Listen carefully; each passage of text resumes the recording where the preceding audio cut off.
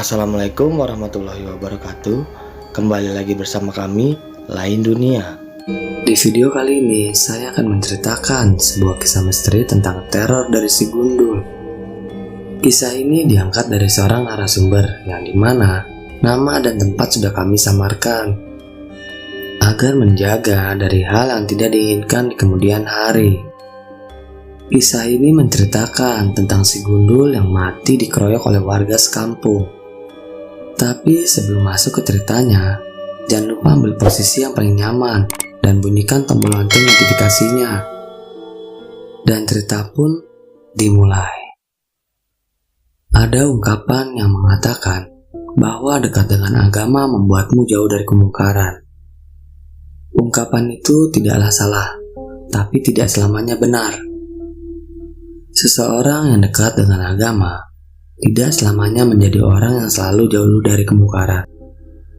Ada kalanya keadaan yang terlalu sulit bisa juga menggoyahkan iman dan ketaatannya. Seperti cerita kali ini. Cerita ini merupakan cerita nyata yang pernah terjadi di kampung tempat kakekku tinggal. Namaku Tono. Kejadiannya terjadi saat usiaku sekitar umur 12 tahun. Usia yang cukup bagiku untuk bisa dengan jelas membedakan cerita mana yang benar atau hanya sekedar isapan jempol belaka. Di kampung tempat kakekku tinggal, ada seorang pria yang biasa dipanggil si Gundul. Aku saat itu memang tidak tahu siapa nama sebenarnya dari pria itu. Tapi semua orang di kampungku memanggilnya dengan nama itu, si Gundul. Bahkan sampai ke anak-anak kecil pun mengenalnya si Gundul. Dan aku biasa memanggilnya dengan sebutan Pak Le Gundul atau Lek Gundul. Lek Gundul adalah pemuda biasa yang jelas merupakan gambaran dari orang kampung yang nyata. Sifatnya yang ramah dan senang mengasuh anak-anak di lingkungannya membuatku sangat suka berada di dekatnya. Kehidupannya sederhana dan jauh dari kata berandalan. Lek Gundul hanyalah seorang anak dari seorang janda tua. Sebagai gambaran kehidupan orang-orang di kampung yang biasanya memiliki pekerjaan bertani. Lek Gundul tidak memiliki tanah ataupun sawah yang bisa digarap. Sehari-hari dia menjadi buruh serabutan dengan membantu warga-warga yang membutuhkan tenaganya. Kadang dia menjadi buruh tani dengan membantu memanen hasil ladang warga sekitar. Dan kadang pula ia menjadi kuli bangunan. Biasanya bila tidak ada orang yang membutuhkan jasa Lek Gundul menghabiskan waktunya di kuburan atau di langgar desa.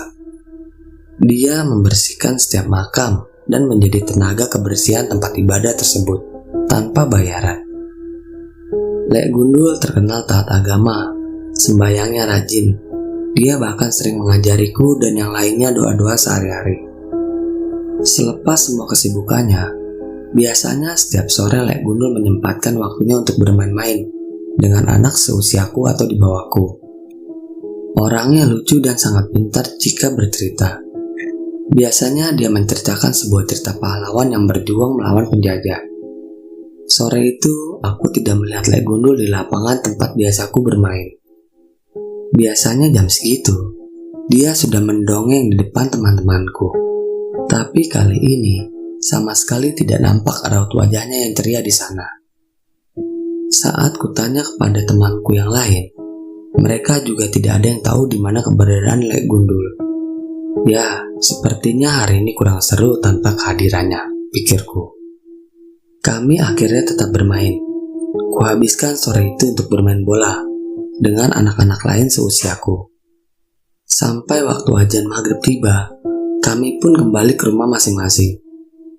Saat di rumah, aku melihat kakek dan nenek sedang serius mengobrol di ruang keluarga. Seperti ada topik pembicaraan yang sangat penting. Aku yang memang sangat dekat dengan keduanya mencoba ikut nimbrung dengan kakek dan nenek. "Mbah, pada ngobrol apa sih?" tegurku sambil menghampiri mereka. Nenek mengusap-ngusap rambutku dengan penuh kasih sayang. Raut wajahnya seperti terbagi antara kekhawatiran dan kesedihan. Tetapi keduanya belum mau membuka suaranya. "Ada apa, Mbah?" tanyaku lagi penasaran. Kakekku pun ikut mengusap-ngusap juga rambutku. "Tono habis main apa? Kok kelihatannya keringetan sekali?" kata kakekku. "Main bola, Mbah, sama Alwi dan Tony," jawabku semangat.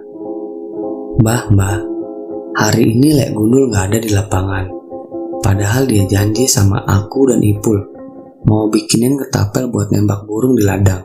Lanjutku lagi. Kakek dan nenekku menghela nafas lebih panjang kali ini. "Ton, Mbah mau cerita. Tapi kamu dengar baik-baik ya. Ini tentang Lek Gundulmu itu," katanya penuh isyarat. "Memang kenapa, Mbah? Lek Gundul ke ladang Mbah lagi?" tanyaku.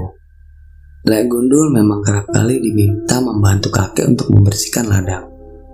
Si Mbah Putri nenekku tampak memandangku semakin sadu. Raut wajah tua yang penuh kasih sayang jelas terlihat dari matanya. "Lek Gundul sudah gak ada lagi, Ton," ucap nenekku kali ini. "Loh, memang kemana, Mbah? Pergi jauh ya? Ikut orang merantau?" tanyaku semakin kebingungan. Nenek yang seperti sudah tidak tahan akhirnya meneteskan air matanya. Jatuhnya tepat ke atas jidatku waktu itu. Aku masih ingat betul. "Baru tadi sore Mbah dapat kabar dari Pak Kades. Lek Gundul sudah meninggal." Kata-kata kakek yang barusan spontan membuatku kaget. Siapa yang bakal menyangka tiba-tiba akan mendengar kabar meninggalnya dari orang yang sudah sangat dekat denganku itu. Alhasil tanpa peringatan, aku pun ikut menangis saat itu juga. Kurekam jelas di kepalaku bagaimana Lek Gundul sudah kuanggap seperti pamanku sendiri. Setiap kebaikannya melayang di pikiranku. Setiap senyum lugu dan ramahnya memenuhi ingatanku. Dan sekarang aku harus menerima kenyataan bahwa semuanya itu sudah tidak ada lagi. Aku sulit membayangkan bagaimana hari-hari nanti tanpa adanya kehadiran dari Lek Gundul lagi. Singkat cerita, kabar mengenai kematian Lek Gundul menyebar luas. Semua warga di kampung membicarakannya. Dari semua yang kudengar, akhirnya aku tahu bagaimana Lek Gundul meninggal. Sore itu saat aku dan teman-temanku sibuk bermain, ternyata Lek Gundul masuk ke rumah seorang warga di kampung lain yang jaraknya lumayan jauh dari kampungku. Tanpa permisi dia mengambil sejumlah dagangan dan uang yang ada di warung depan rumah orang tersebut.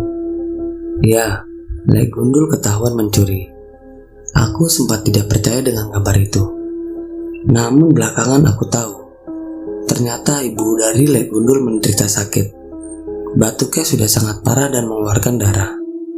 Dan Lek Gundul nekat mencuri uang di kampung itu demi mendapatkan uang untuk berobat ibunya di puskesmas.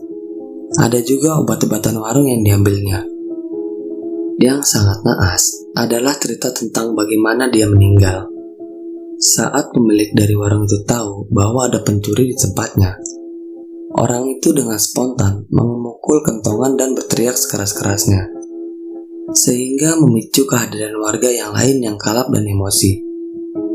Lek Gundul yang dasarnya memang bukan pencuri, tidak lari sama sekali saat diteriaki. Dia hanya diam dan ketakutan. Namun reaksi warga yang sudah kehilangan rasa manusiawinya langsung saja menghajar habis Lek Gundul tanpa kompromi. Menurut cerita yang kudengar, Lek Gundul ditelanjangi setelah badannya babak belur dihakimi. Kepalanya dipukul dengan menggunakan batu dan pemukul kentongan, sampai katanya kepalanya pecah dan cairan otaknya keluar di sana. Seluruh badannya habis dikeroyok warga. Sudah tidak terhitung berapa banyak pukulan dan tendangan yang diterima olehnya. Biadabnya lagi, setelah semua perlakuan itu, Lek Gundul yang sudah kesakitan dan hampir meregang nyawa, tubuhnya dilumuri dengan garam hampir sekarung jumlahnya, membuat tubuh yang sudah tidak berbentuk itu menggelepar liar lebih kesakitan lagi. Warga yang menyaksikan justru puas tertawa dengan segala kejadian tidak manusiawi itu. Sampai napas Lek Gundul yang terakhir, tangannya masih mengepal keras sebuah obat yang akan diberikan kepada ibunya. Juga uang sejumlah 4 lembar seribuan. Ya, Lek Gundul mati karena obat yang harganya tidak seberapa dan uang 4.000 rupiah. Kejamnya orang-orang itu. Belum puas dengan semua siksaan mereka, warga membawa mayat Lek Gundul ke pemakaman kampung. Dengan kasarnya diarak dan diseret-seret. Tubuh tak bernyawa itu dimasukkan ke sebuah lubang yang asal saja dibuat di kuburan itu, tanpa dikembalikan jasadnya ke keluarganya, tanpa dimandikan dan tanpa disolatkan. Aku sampai menangis saat mendengar semua cerita itu. Dan tibalah saat kejadian mengerikan setelah semua itu. Setelah malam kejadian itu, warga kampung itu mendapatkan teror yang aneh dan menyeramkan. Sehabis Isya, selalu saja ada orang yang mengetuk pintu-pintu rumah di kampung itu.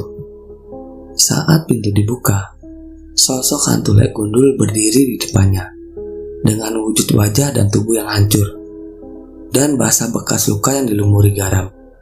Hantu Lek Gundul mendatangi setiap rumah warga di kampung itu, membuat keadaan kampung itu menjadi sangat mencekam.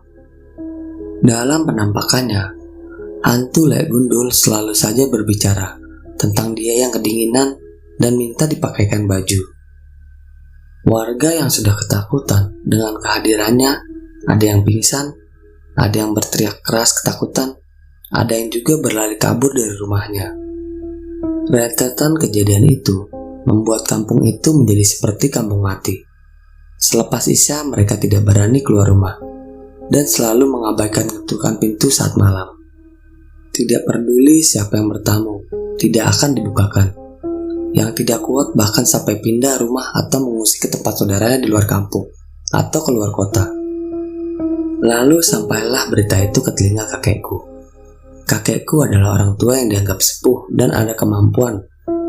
Mendengar semua cerita tentang kejadian itu membuat kakekku miris dan sedih. Pak Kades dan beberapa warga kampung sebelah itu mendatangi rumah kakek dan meminta bantuan. Kakek yang menerima pengakuan langsung dari warga-warga di rumah tentang semua kejadian dan perlakuan mereka sebelumnya kepada almarhum Lek Gundul merasa geram juga. Walaupun akhirnya kakekku bersedia membantu, tapi kakekku berkata, "Inilah buah dari setiap kejahatan dan kekejaman kalian-kalian semua. Saya akan membantu bukan karena kasihan kepada kalian, tetapi saya kasihan kepada si Gundul yang kedinginan dan kesepian. Anak itu sudah saya anggap seperti anak sendiri. Dengan kurang ajarnya kalian menyiksa dan menelantarkan mayatnya seperti itu," tegas kakekku. Walaupun dengan segala ketegasan dan kewibawaannya, kakekku masih terlihat meneteskan air matanya saat berkata seperti itu. Dan mereka semua terdiam, seperti orang-orang bodoh yang tidak berani menjawab setiap cibiran dari kakek. Bahkan Pak Kades tidak bersuara lagi sama sekali. Dan akhirnya kakek menepati janjinya. Kakek akan membantu mereka dengan cara kakek akan berdiam di rumah-rumah warga yang dia mau saat malam, berharap akan bertemu langsung dengan hantu Lek Gundul. 1 hari, 2 hari, 3 hari, hasilnya masih nihil.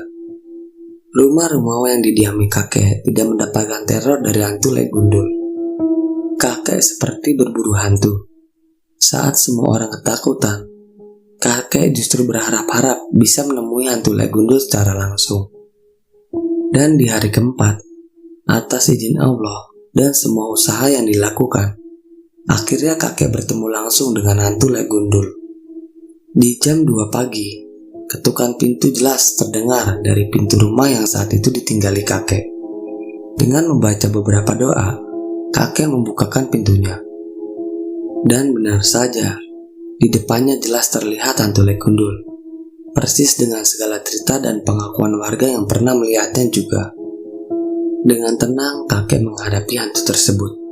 Ditatapnya penampakan itu dengan tidak ada rasa takut sama sekali. Menurut cerita langsung dari kakekku, kakek mengajak ngobrol hantu Lek Gundul. Dengan dialognya itu akhirnya kakek tahu apa yang bisa membuat teror ini berhenti. Ternyata hantu Lek Gundul hanyalah meminta jasadnya disemayamkan dengan baik, dikuburkan dengan layak agar arwahnya bisa tenang. Itu saja.